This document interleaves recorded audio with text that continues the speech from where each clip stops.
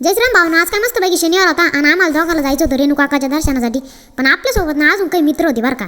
या भाऊनं ना त्याच्यासोबत गाडी पण आणली होती बरं का. आणि आम्हाला तर दर्शनासाठी जायचं होतं. मग काय आम्ही लगेच त्या पिशवीत 2 नारळ टाकून घेतले आणि ते काय सोललेले नव्हते बरं का. नारळ सोलाचं काम पण आपण ह्या भावाकडेच लावून दिलं. हा भाऊ म्हणत असं लय तर शिकतो भाऊ तुम्हाला लय काम सांगितलं. लगेच पिशवीत नारळ टाकले लगेच गाडीला लावून दिले बरं का. येते का ना काय बोलत होते का कोणाला मारण्याचा विचार चालू का नो यांच्या डोक्यात. मला तर हेच वाटत बरं का.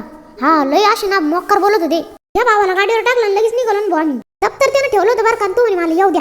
याला पण टाकलं होतं बरं का गाडीवर. त्याला करत होतं रेणू काकाचं दर्शन. मग काय आणि आपला ड्रायव्हर कोण होता म्हणजे डायरेक्ट हेवी ड्रायव्हर भाऊ. हा प्रत्येक भाऊ. मग काय आम्ही लगेचच लागलो बरं का रस्त्याला. आम्ही ना एका गाडीवर डायरेक्ट 4 जण होतो बरं का. आणि आम्ही नुसता धिंगाणा करीत होतो. तर आपला प्रत्येक भाऊ ना आपल्याला इतका टॉमने मारित होता. चैन बसणार भाऊ. तो आम्हाला टॉमने मारित होता. तो हाच्यावर का पहा कसा हसतो मोक्कर रे. मग काय आम्ही थेट येऊन पोहोचलो बरं का. दर्शन करायचं म्हणल्यावर ना हातपाय तर धुवाच लागन. याच्यात तर काही विषय नाही बरं का. मग काय लगेच नारळ फोडून घेतलं बरं का. मग काय आपण लगेच मंदिरामध्ये आलो दर्शन करण्यासाठी बरं का. इकडे मी पण करत होतो मस्त पैकी दर्शन. मग काय दर्शन वगैरे केलं बरं का. हे दोघं पण रेणू काकांचं करत होते दर्शन. हा भाऊ देवाला ना इतकी मन लावून प्रार्थना करत होता तर काय सांगा भाऊ तुम्हाला. आम्ही ना इतक्या भारी वातावरणात होतो तर एक प्रकारची निसर्ग सहलच होय बरं का. मग काय लगेच गाडी वळली गाडीला किक मारली बरं का. यांचा प्लॅन मला माहिती होता. हे मला ना डायरेक्ट सोडून पळून गेले होते.